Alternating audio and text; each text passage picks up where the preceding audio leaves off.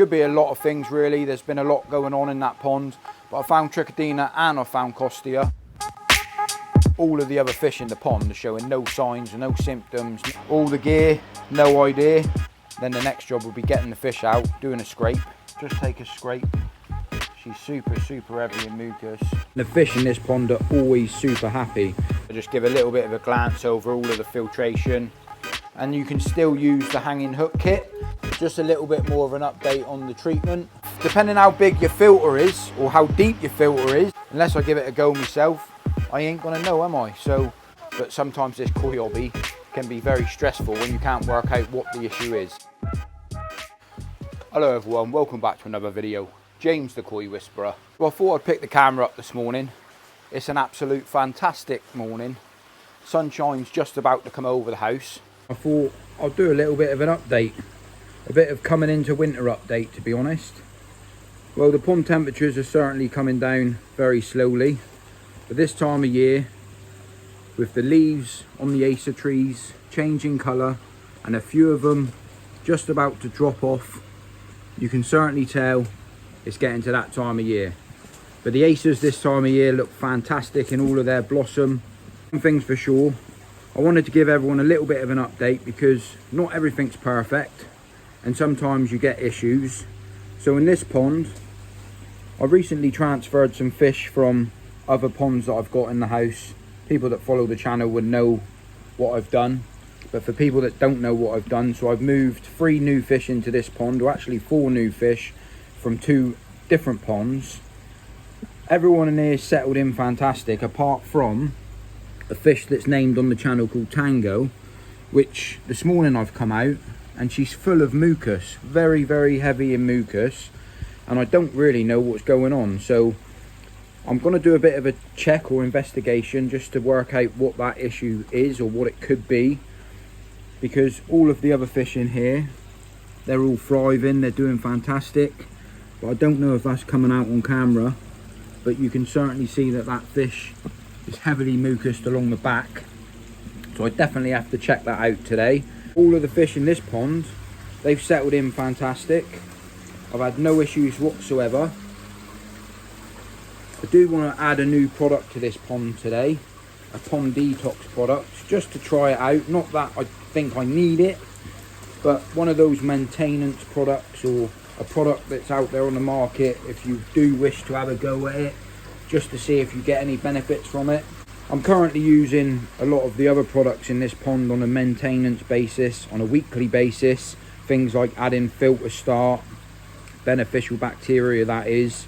I'm also adding some of the clay to the pond as well on a once a week basis, and I only really do half a dose compared to what it says on the back of the pack, and it really does help keep my water quality very good. Not just the clarity of the water, because a lot of people get mistaken by having clear water means that the water's healthy. Well, that certainly is not the case, and a lot of you koi keepers know that.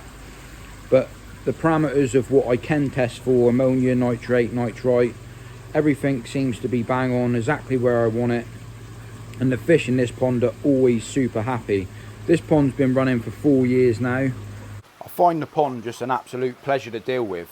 To be fair with you, I get minimal issues or problems in this pond, and I think partly that's down to the filtration side of things. I've well over filtered this pond, so today I've got to check out the other pond. I don't really know what's going on, and the only thing that you can do is try to work out what is going on. So step-by-step protocols like I normally do. I'm going to be doing water checks, having a quick glance over the filtration just to see what's going on there, check the chlorine levels, what's going into the pond, because I'm only running a small blue on that one with trickle in water at all times. And then last but not least, I'll get the fish out, do a scrape, and yeah, we'll go from there and see if we can find anything. Hopefully we can, and we can identify what the issue is. I won't going to bore everyone with what I do for testing the water, but I'm just on the last check now of, you know, testing out the chlorine going to the pond, because I've checked all of the other parameters and everything's where it normally is, where I want it to be. But I'm just checking the chlorine, what's feeding the pond. Well, when I say the chlorine, the water, the fresh water from my tap supply that's feeding the pond itself. Because sometimes if you've got heavy chlorine going through the system, or if there is chlorine in the pond water itself, sometimes that can cause heavily mucus on fish. But I didn't want to bore everyone with how I do it, because I've done that loads of times, but it's just a check. Well, it's the first check that I'm doing. Then the next job will be getting the fish out, doing a scrape, and yeah, we'll go from there, to be fair. But yeah, 0 chlorine going into the system as well, so it certainly ain't that. Sometimes it's not always essential to take the fish completely out. Sometimes when I just want to do a quick scrape, I'll just catch the fish that I'm after. But I can certainly see she's certainly heavily in mucus, and I don't really know why that is. Hopefully I can find a parasite, but I'll just take a scrape. She's super heavy in mucus. Certainly a bit strange why that's the only fish that's showing any signs or symptoms. Got myself the mucus on the slide, so let's go into the office and have a look.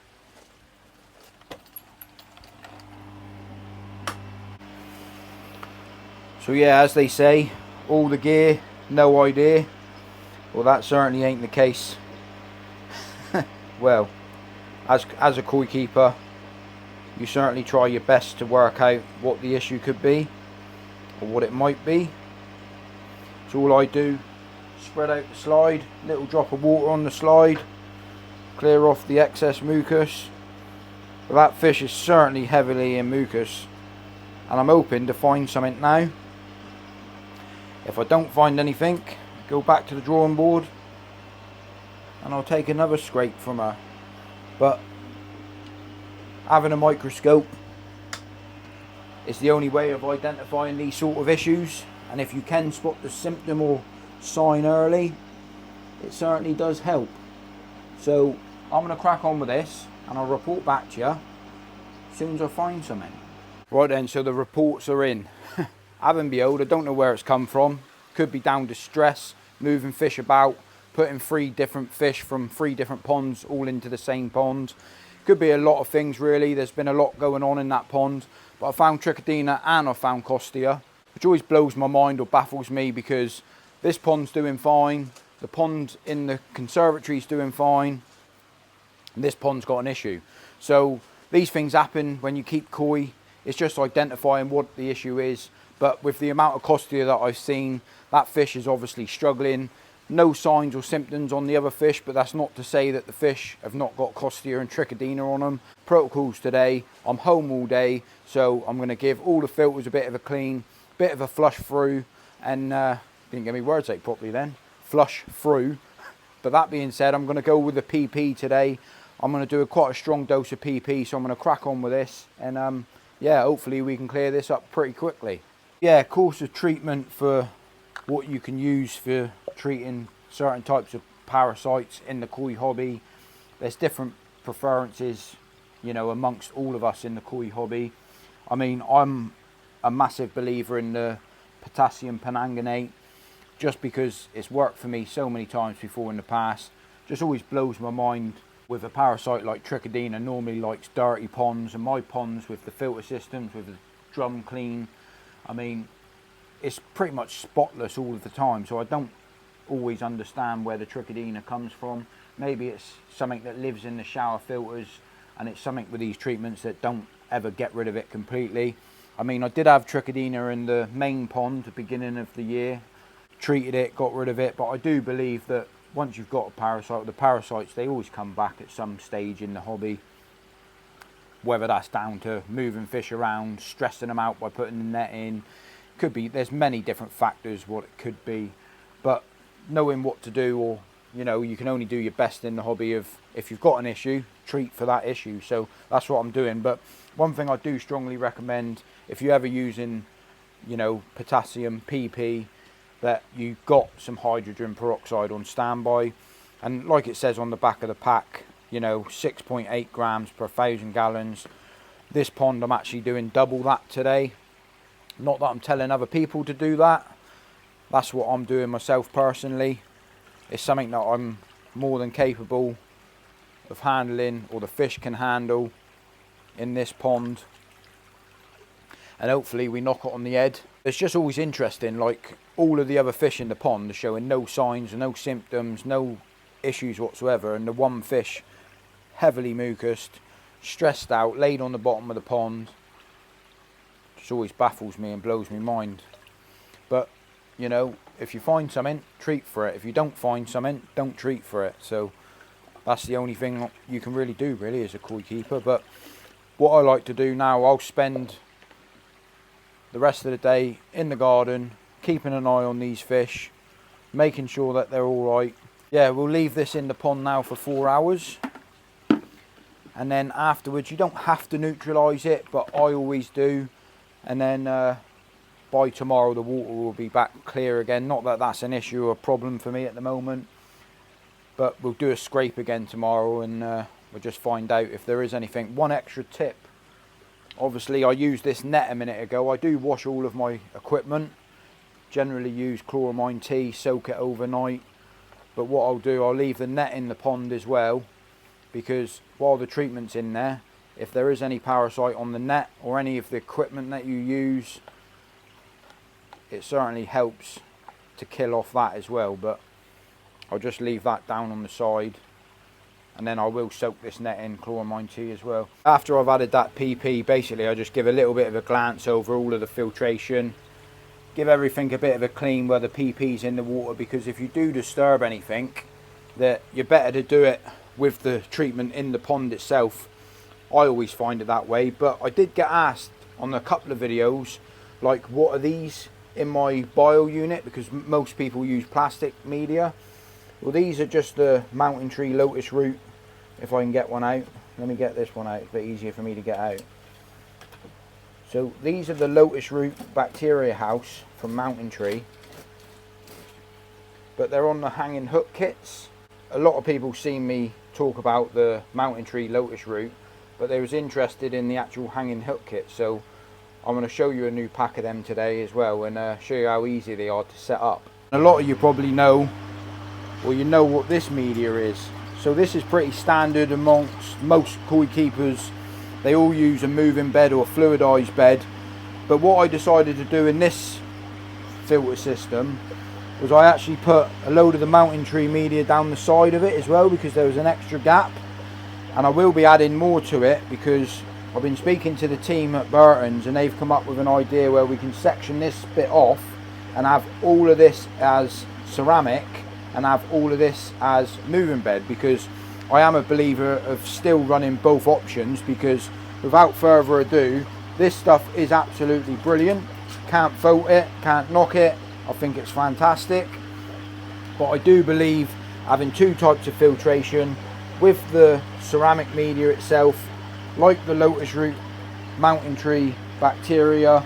I mean, look at the beneficial build-up on that. It's absolutely fantastic. But one thing I wanted to do today, or going to do today, so when I put these in place up through here, I actually made my own hanging hook kit.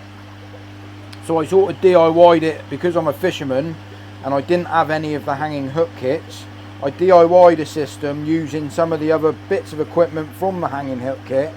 But the reason behind it is so you can get it in and out for dip cleaning, because I do find over a period of time, can't get this one back in here now, I do find over a period of time, with any media that never gets moved, that it can harbour shit, I suppose, or can harbour bad bacteria. So having the option of lifting that up and down every sort of month or so, just to move it around, pretty much the same as like this is constantly moving, it certainly gives you the option. So I've got some of these now, and I wanted to finish off these but with the proper hanging hook kits. Not that it's an issue, because this does work, but this is the proper way of doing it, or the right way of doing it.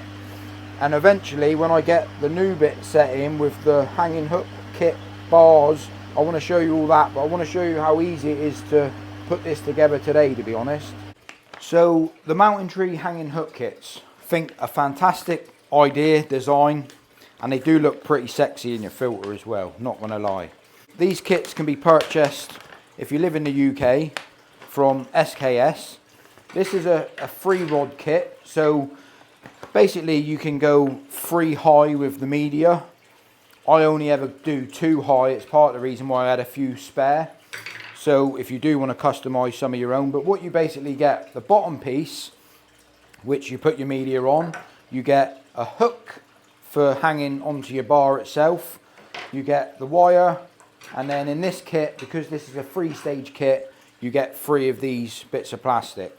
But these really, they can go anywhere, so any existing filtration, I mean, even inside of a Nexus, you could pretty much hang them to the bottom, if you know what I mean, because like I suppose in a Nexus, when it's moving, that a lot of the media is like only taking up so much of the water level. You could actually put it underneath the media itself, so you could get both options of the filtration or ceramic and plastic in the same filter. But to start with, all you do with these is super easy. All you do, you use this bit and you just push that wire straight in and it locks itself. There's nothing extra that you have to do. And then you just start by stacking up your lotus root media on top. And to be fair, you don't really have to use the lotus root media. You could use any media, ceramic media with a hole inside of it to thread this wire up through, and you can still use the hanging hook kit. Can't finish this today because I'm still waiting for a bit of equipment to come down through here, but I've certainly got some of the lotus root media which got water everywhere. I've got some of the lotus root media here that you can certainly see how well matured this media is now, even though I'm getting water everywhere in my filter house. But the idea behind it, you basically just slide up the wire all the way up through the media itself, and that sits just like so. Then you use one of these bits of plastic, it slots into place like that, and just sit that onto that piece of media. So basically that little bit of green gives you a little bit of break between both of the ceramic lotus root media. Depending how big your filter is or how deep your filter is, this is a 3-stage, so it actually caters for me to add another piece. Well, I don't need to do that today, so all I do is spin the top piece round. So the bigger section, I have it facing down, so it sort of locks itself in.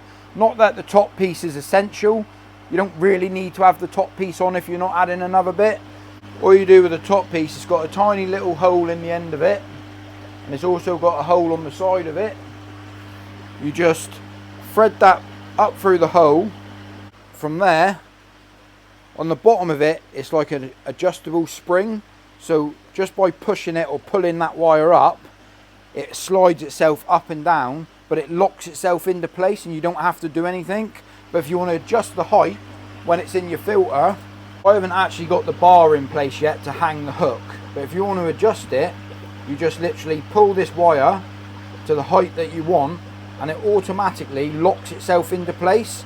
So if you just want to hook it on something behind the back of the system, but ideally when I get the bar in place, I won't cut this off until I know the height of the bar, but when the bar's in place, they'll all hang along the top there.